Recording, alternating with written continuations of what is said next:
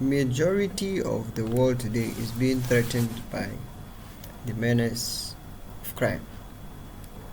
Essentially, in this course, we're trying as much as possible to see how we can, in line with the need for proactiveness in crime prevention or crime management, we are trying to see how we can inculcate in our students the ability to analyze criminal intelligence and to understand the concept of criminal intelligence and its application for the purpose of national and even global security. Now, there are some key components of this course. We have a course outline which I have already given to my students, although I'm aware of the fact that this video may go beyond my students. However, for the purpose of other beneficiaries who may not directly be my students, I would find time to ensure it is attached to this video. Now, the key concepts are not new concepts. However, you cannot, as a layman, or you cannot understand some of these concepts from the perspective of a layman and apply them effectively in criminal intelligence, crime prevention, or criminal investigation. I'd like us to understand the purpose of criminal intelligence is not criminal investigation. In this case, we are trying to ensure graduates of intelligence and security studies are fully equipped, trained in order to achieve crime prevention. Now, the key concepts we intend to look at in this course involve or include crime, the criminal intelligence, criminal intelligence, security intelligence, national security, homeland security, security versus safety, crime analysis, criminal intelligence analysis. One may already be asking, what is the difference between crime analysis and criminal intelligence analysis? To a layman, they are the same. Now, starting from the beginning, what's a crime?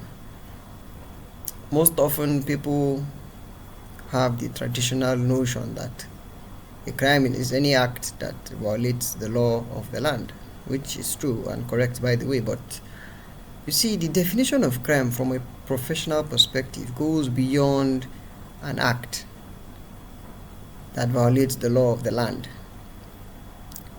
A crime is both an act and, or could be, rather, a crime could be an act, or a crime could be by actions or by inactions, by commission or by omission.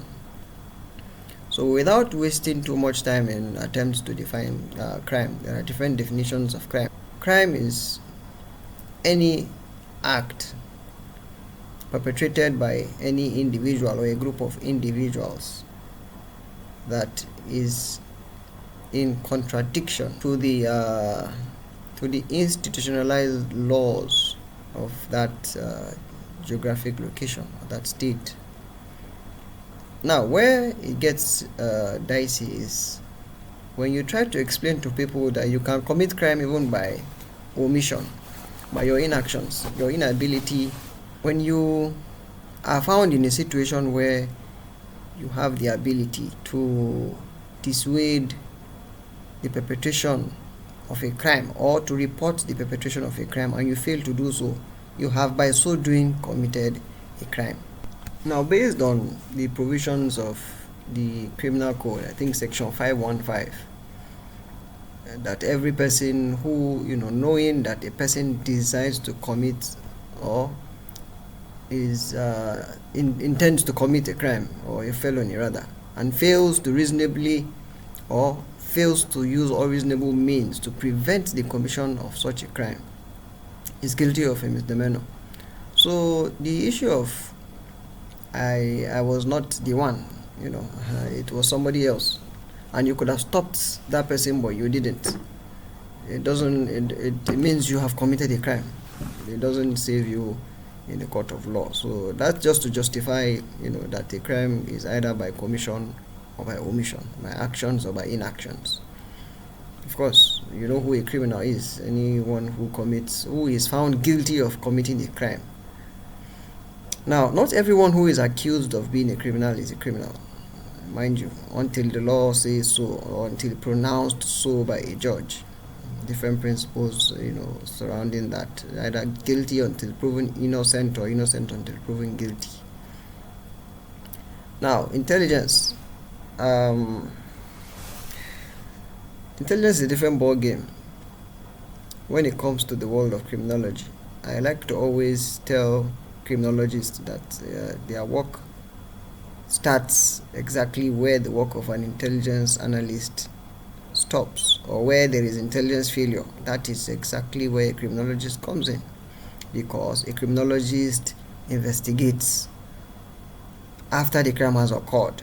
For a crime to occur, the intelligence expert has failed, because under normal circumstances, you're supposed to have the ability to prevent the occurrence of any crime as an intelligence operative, intelligence expert, or intelligence. In fact, the cardinal aim of intelligence is to prevent the occurrence of crime, to prevent danger. So intelligence, put simply, is a body of information that has been collected, refined, analyzed such that it is actionable. Actionable to what end? To ensure the prevention of crime. Now, there's a difference between what you all know as intelligence in the broad sense, or as we like to call it, security intelligence, and then criminal intelligence. I will go into that later. But at the elementary level, we'll just leave it at the definition of intelligence. We're just dealing with key concepts at this stage. There's also a very big, significant difference between national security and homeland security. There's a difference between security and safety. I'm sure my students know about that. That's a topic for another day. There's also a difference between crime analysis and criminal intelligence analysis. I would explain as we proceed. Now, what's criminal intelligence? Having defined what intelligence is. Criminal intelligence. Now, a lot of people have been victims of the notion that criminal intelligence is intelligence that has to do with criminals, in the layman perspective. However, contrary to popular belief, criminal intelligence is information, or intelligence rather, that has the ability to prevent the occurrence of crime. Most often, it is acquired from criminal activities. When you have a dossier of criminal activities and you acquire information from, that list of criminal, let me use the word list, permit me, that list of criminal activities, and you are able to come up with actionable intel that tells you, where or when or who is likely to commit another crime in future, you have what we call criminal intelligence. Either intelligence that is emanating from criminal activity that has the potential to prevent the further occurrence of crime, or information that is at its primary stage and has the ability to prevent the occurrence of crime. That's criminal intelligence. Essentially, the cardinal element there is the ability to prevent crime. Whatever intel you have that has the ability to prevent the occurrence of crime is criminal intelligence. Either it is emanating from criminal activity or not. Please take note of that. Now, when you have, for instance, a serial killer, you have a network of serial killers, and you are able to find a connection between those killers. You have what we call criminal intelligence. What you are doing with that is criminal intelligence analysis. The information you have gotten from the analysis of past crimes is criminal intelligence analysis. However, that is not, that does not dispute the fact that you could also acquire such intel without having had that crime being committed. Of course, as someone who is an advocate of crime prevention, I would rather you lean towards acquiring information without the occurrence. In fact, that is the real preventive, that's the real proactiveness. If you have the ability to acquire information, to acquire intel before your enemy strikes, or before the criminal operates, before the terrorist goes into the field, before the terrorist acquires ammunition, before the terrorist acquires IEDs, explosives, you have information about it. That's criminal intelligence, because it has the ability to prevent the occurrence of that crime. Should you wait for that terrorist to attack and then you go around gathering pieces of information, fusing together, and of course you're still analyzing criminal intelligence for what? For the purpose of preventing future occurrence. Now, having given an overview and having briefly introduced the key concepts by way of introduction, I think it's safe to essentially we intend to broaden the mind of our students, like I have said earlier. We intend to start from introduction to intelligence. First and foremost, the basic element that forms what we know as intelligence is data. Information is what we know popularly, but information comes from data. It is important for us to understand that when you have information, you don't have intel. You cannot act on information. You can only act on intel. And the distinguishing factor between information and intelligence is analysis. That's the value you give to information to make it intel. Now, when you act on information unverified, unprocessed, without having it analyzed, if you are going to have any results at all, they are going to be disastrous. A very simple example: when you're given an information as a law enforcement operative that armed robbers are planning to attack, probably listing even names of individuals, they are planning to attack a particular bank, or they are planning to rob a particular bank rather, and probably as a divisional police officer you act on that information. You don't have anything, it's just a piece of information. No, but professionally what you do is you put that piece of information to test. You process it, you analyze it. Of course, I have a very lengthy video about the intelligence process. I may do a summary for the purpose of this course. Now, when you receive information through any means, we have different sources of information: open source, human source, financial intelligence, different kinds of sources. Now, when you receive information and you process it, you analyze it using different analytical techniques, and you find it to be worthy of action, it becomes intel. When you act on such, it becomes reliable. The process through which information is refined, to arrive at intelligence is different, depending on is different depending on the purpose for which it is meant. I like to always tell students, intelligence process, for instance, for military intelligence is not the same for competitive intelligence, business intelligence, law enforcement intelligence, or as we are now dealing with criminal intelligence. Now, the purpose that the intelligence is meant for usually is what determines the processes through which it will pass. For instance, in military intelligence, the process usually starts from, in most cases, direction or planning, because you are in the battlefield. Everything is being done on the spot. You find out some of those processes have just 4 steps, 4 stages: direction, collection or planning, analysis, dissemination. Immediately you have execution. As you are finalizing your product, you are executing, you are acting on it promptly, immediately. In most cases, you are the consumer, you are the operative, you are the analyst.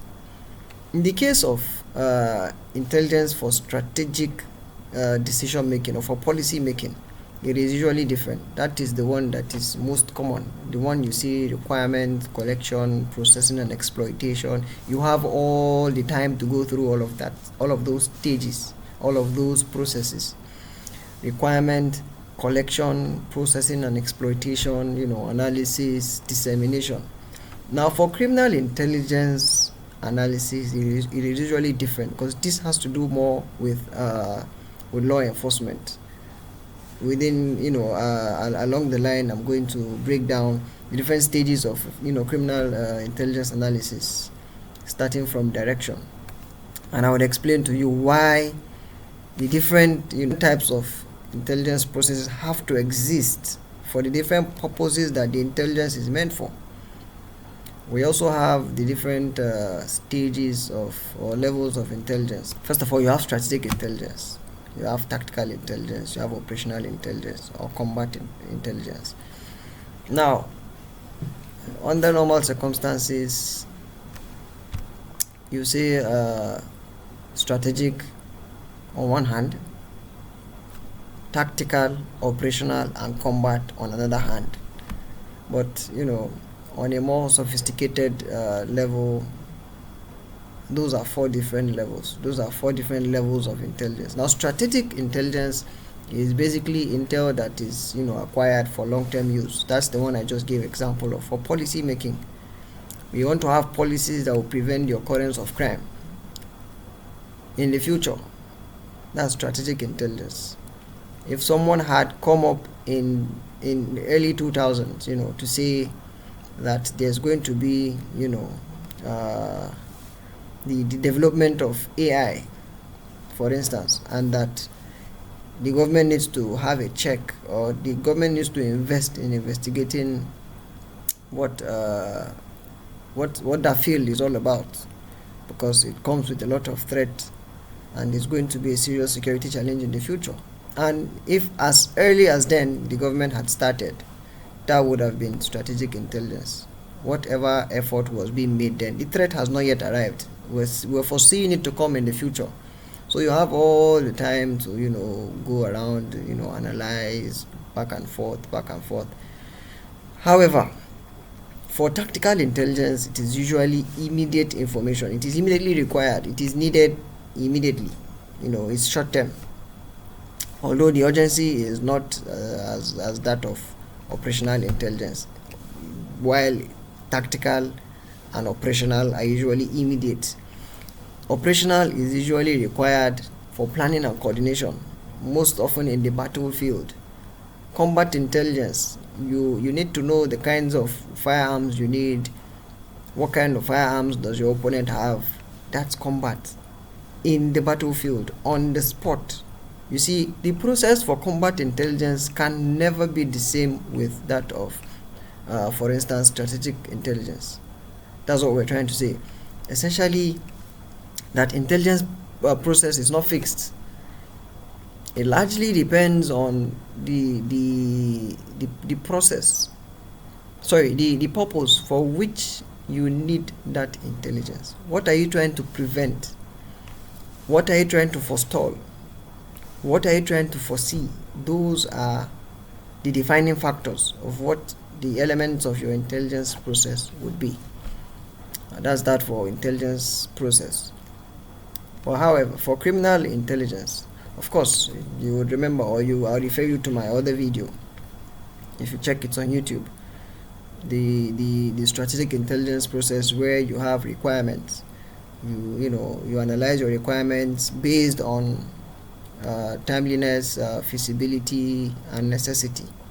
What requirement are you being given? Why are you being given that requirement? Is it timely? Is it really necessary for national security, for instance? Is it feasible? Do you have the resources? Do you have the wherewithal to actually carry out that intelligence requirement, to execute that intelligence gathering process? That's for strategic. Now, in the case of criminal intelligence, what you have is a direction. a directive. The last time I tried to explain this in class, it took us a long time. Now, I'll just try to be as succinct as possible.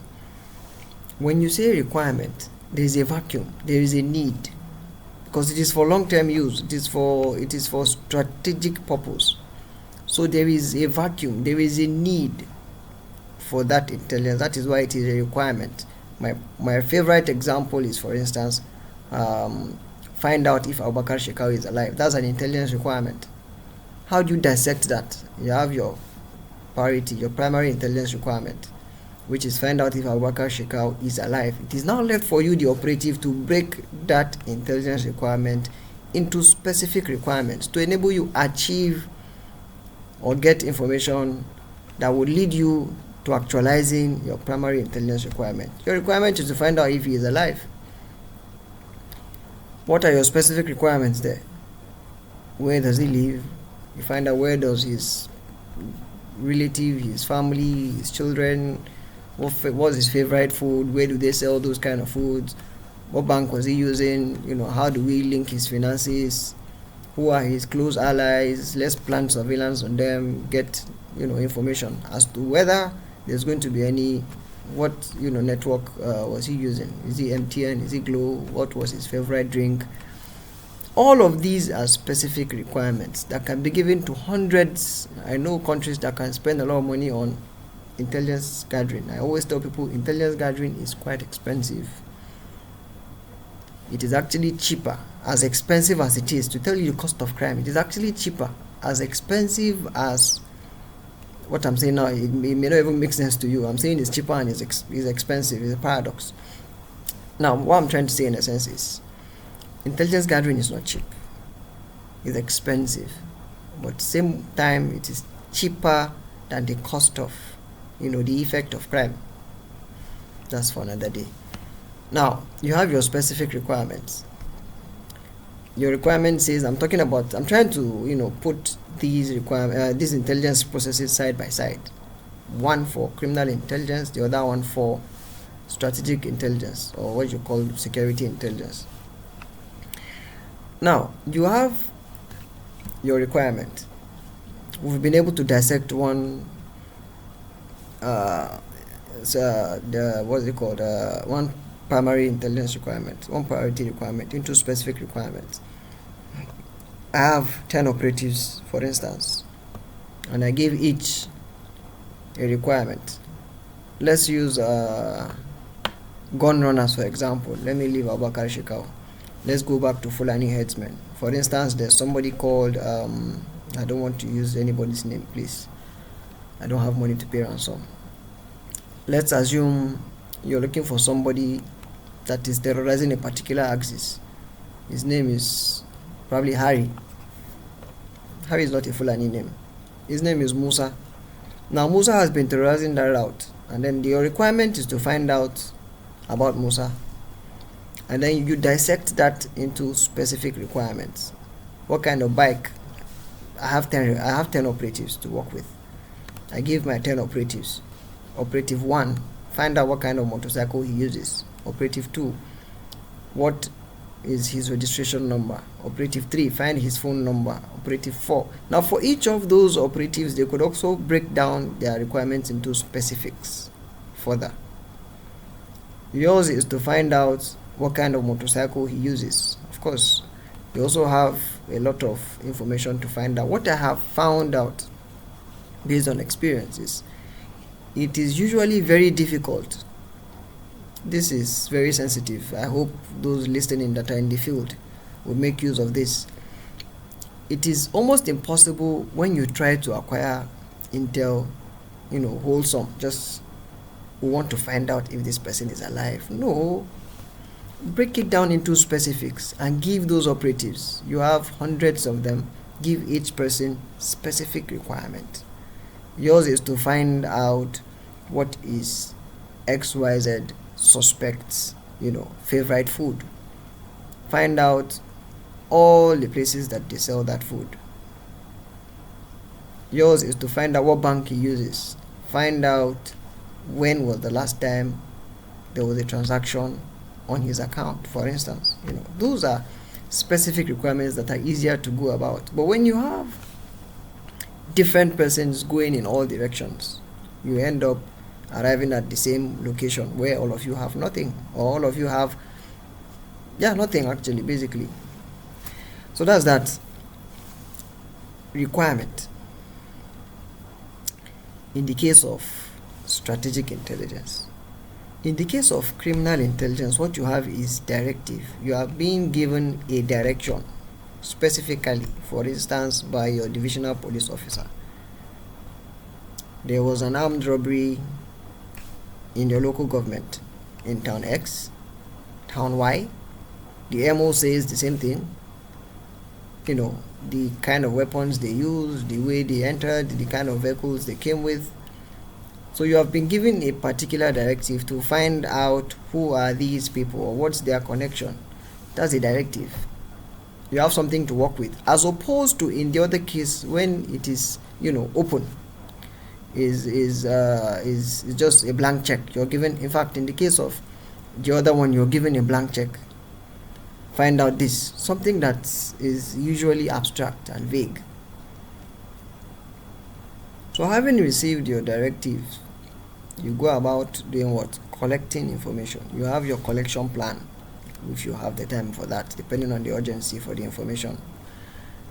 There are times when you're given a requirement. We've seen in this country where commissioners of police are being given timeline. You give a commissioner of police 24 hours to produce kidnappers. It helps to put them under pressure, but if you have dealt with intelligence before, you cannot give someone a timeline and expect that person to deliver within that timeline. It happens sometimes by luck, or when you suspect, when you reasonably suspect that the person is complicit, or there's complacency on the part of that person. But that is not to say it is the pressure you put the person under, or the time frame you give had to be achieved. No, it's not always. It's just a way of making operatives be on their toes and utilize all available resources. Now, apart from the direction I have just where we have direction on this part, and here we have the requirement. Basically, all other processes are almost the same. Collection, using the different collection sources. Only that in the case of criminal intelligence, your collection sources are usually different from that of strategic intel. In most cases in criminal intelligence, for a country like Nigeria, what we use is human intelligence, human sources, basically. The covert means of acquiring information in Nigeria are limited. I don't know, for so many reasons I don't want to go into. But when I get to that topic proper, I'm going to dissect, because right now the only reason why I'm bringing this up is because I'm talking about the reasons why intelligence process differs based on the purpose for which it is meant for. Also trying to draw a distinction between the different levels of intelligence: strategic, tactical, operational, combat intelligence. So having said that, I think we can proceed to also talk about, there's something that I have observed over the years. A lot of people mix up types of intelligence and sources of intelligence, treat all of them as the same. Human intelligence both as a type and as a source, without distinguishing. Counterintelligence is not the source of intelligence, it's a type of intelligence. We'll also deal with that. By way of introduction, I believe students now have a basic understanding of what intelligence is, what crime is, what criminal intelligence is, and also the different levels of intelligence and stages of intelligence process. This brings us to the next topic of the day, the intelligence cycle, of course, for criminal intelligence. And as you can see on your screen, the first stage we have is direction. Now, I have already explained that earlier, and for purpose of clarity, in some places you see direction and planning, or planning and direction, basically different text with a different choice of words. The dictions don't have to be the same. Now, the direction stage is the phase where intelligence needs are defined. You define your needs, and the focus of the intelligence gathering, you have to determine it at this stage. It is the stage where we set the direction for the entire process. You ask yourself questions like, what are the specific requirements? What information is specifically needed? What is the goal of that intelligence pursuit? Who needs the intelligence, and often how is it going to be used? The stage of collection is the stage where you collect information using different intelligence sources. The first one, and the most common one, in fact the oldest one from the biblical days, human intelligence. Of course, this is information gathered from people, such as confidential informants, surveillance teams, basically the use of human beings to acquire information, either covertly or overtly, without them knowing. In some cases, that's covert. With their knowledge, is overt, because there are people that are informants and they know. There are people that are informants and they don't know. Those are the ones we call false flag perpetrators. We have different kinds of intelligence agents when it comes to humans. If time permits, I will talk about a few. The first one we have is the mole. A mole is someone who is working for an agency, but he is loyal to another agency. He supplies intel to a different agency. We have a false flag perpetrator. This is a very interesting one. There are people who are commonly used as false flag perpetrators, even in Nigeria, and they do not know.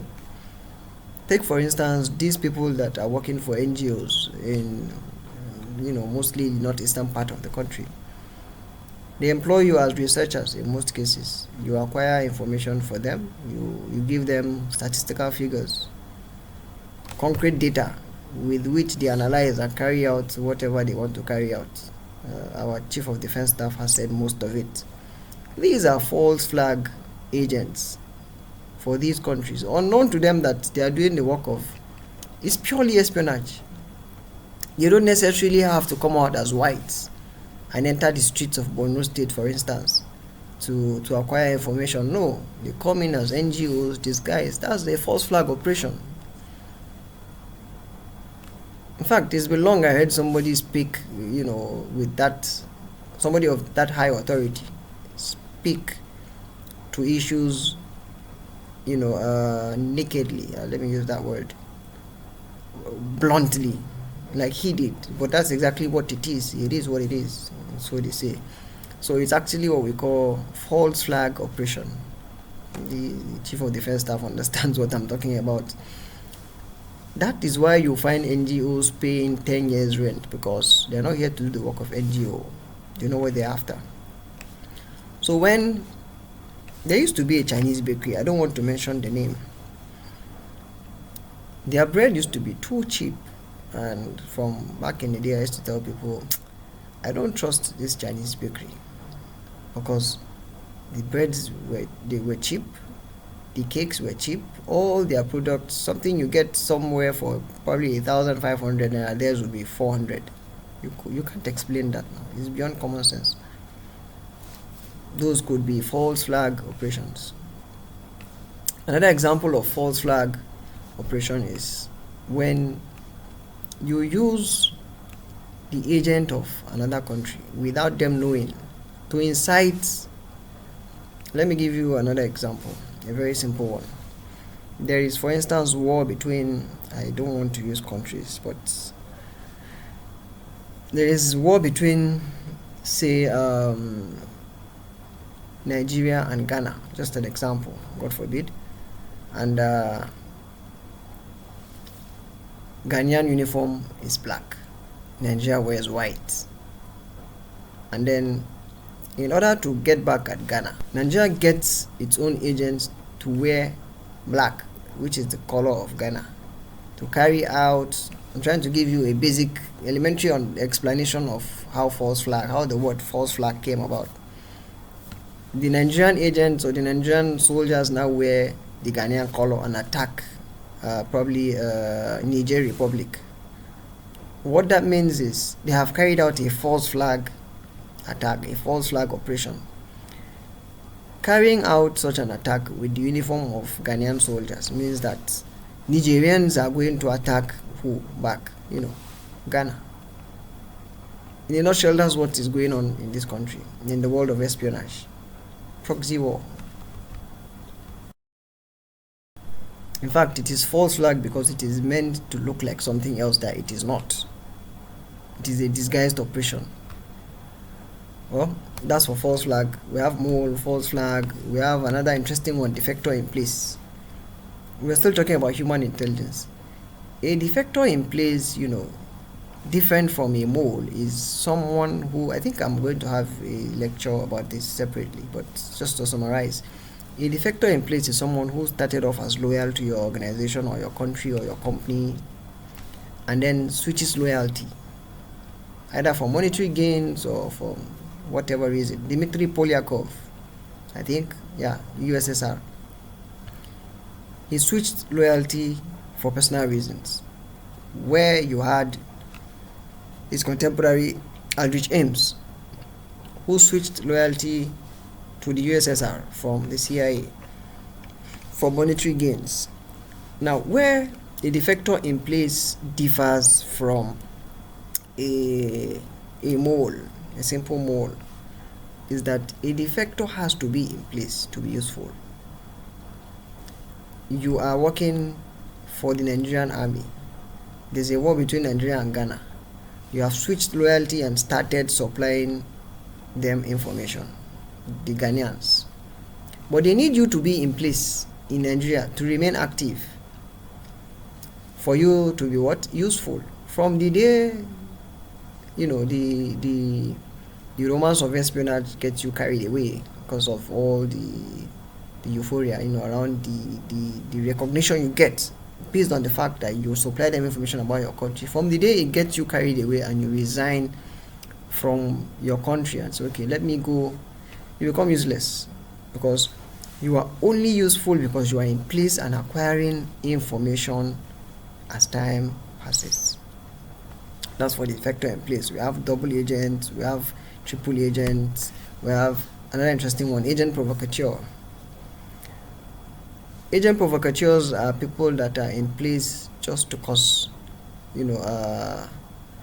destruction, to cause harm, to damage the system, basically.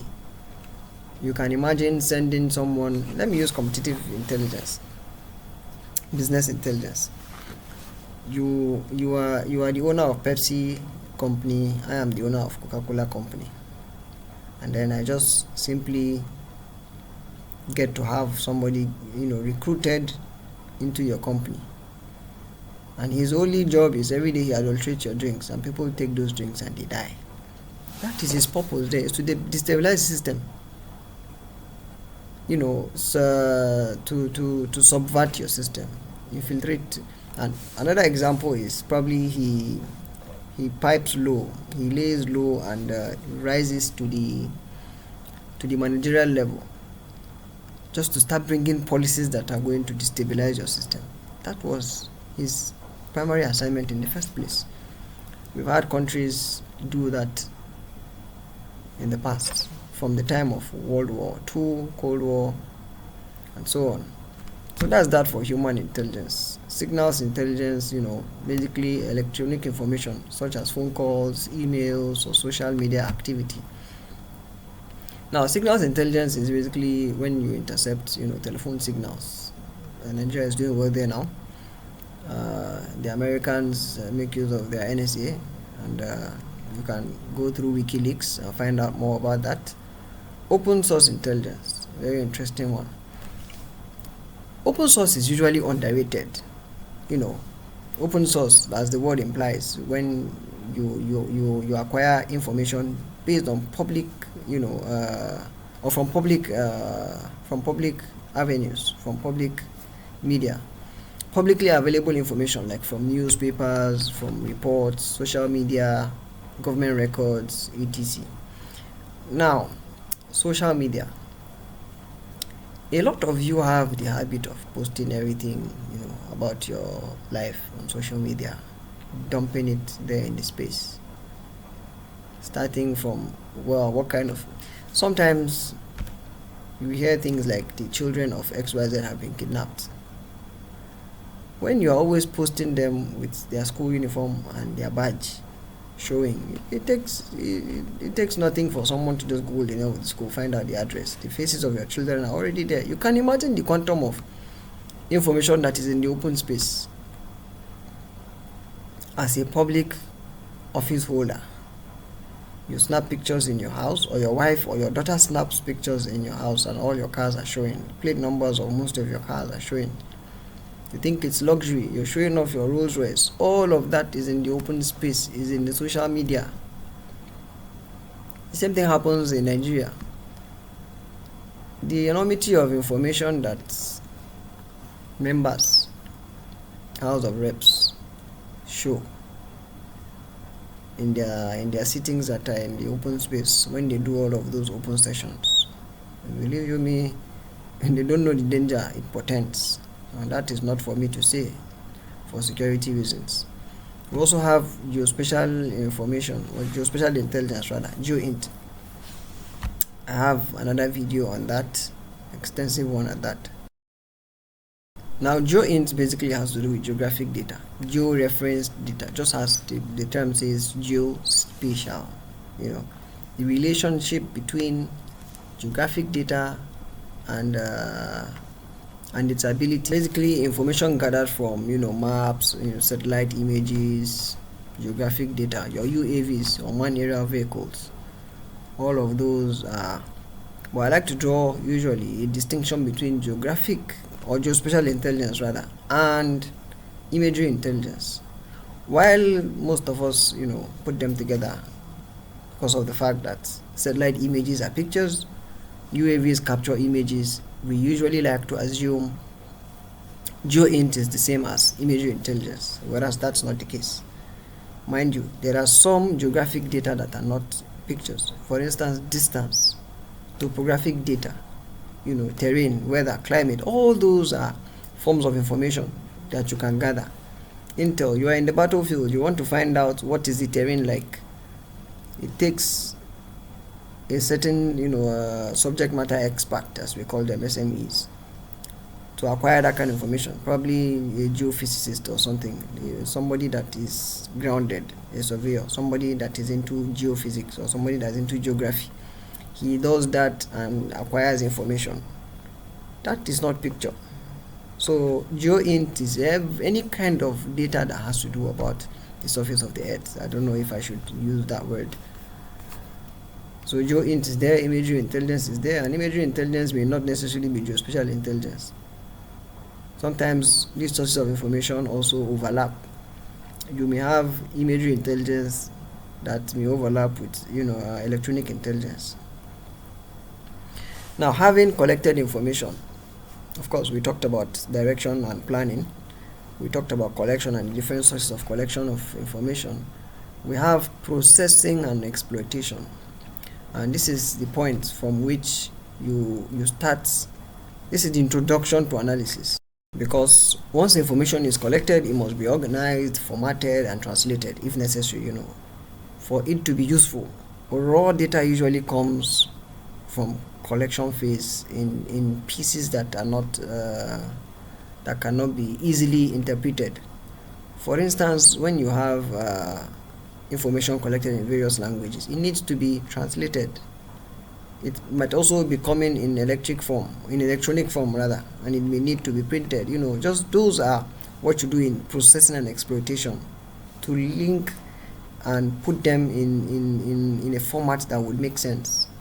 As simple as putting all your gathered information in PDF format, you are already processing. Putting all your pictures in slides, probably PowerPoint, analyzing your pictures, making sense out of them. You haven't started analyzing yet. You are processing and exploiting them, putting them in a format that can be interpreted a format that can be analyzed.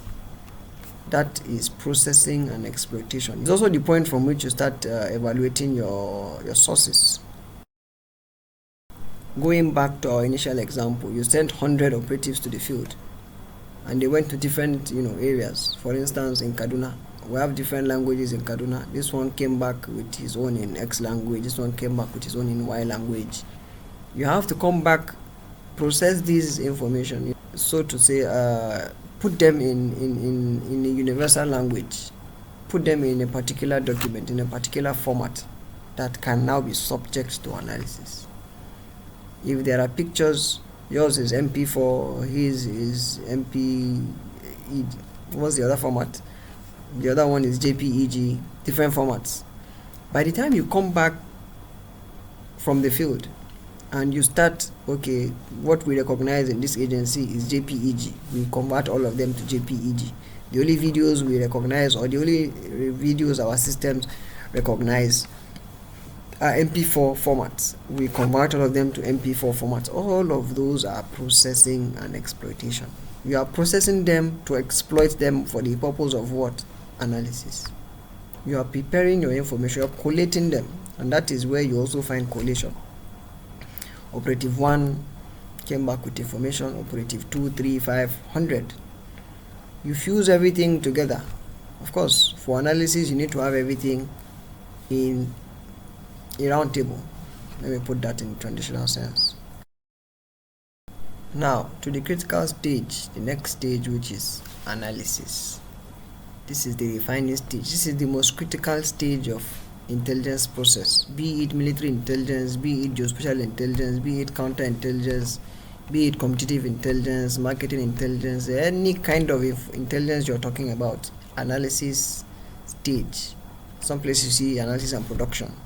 The analysis stage is the bedrock of intelligence process. In fact, it's the bedrock of intelligence itself, because without analysis you don't have intelligence. It is the crucial phase, it is the critical phase where raw data is analyzed to extract the useful parts of it. Analysts tend to look for patterns, trends, connections between pieces of information, and the goal is to turn raw information into actionable intelligence.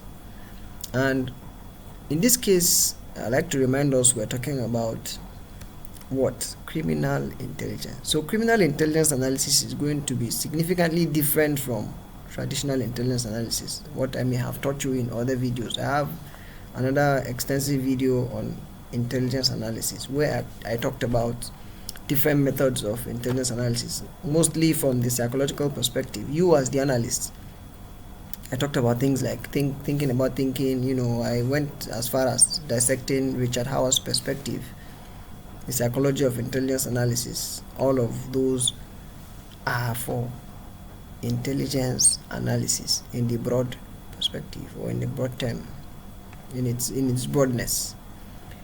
For the purpose of criminal intelligence, we have different analytical methods, because here you're talking about crime. For instance, crime pattern analysis, it is only applicable in criminal intelligence analysis for the prevention of crime, because you need to have crime for you to have crime pattern analysis. Link analysis, you need to have events for you to have them linked. We're going to have a separate video for this, analytical techniques in criminal intelligence analysis, and I think that should be our third topic.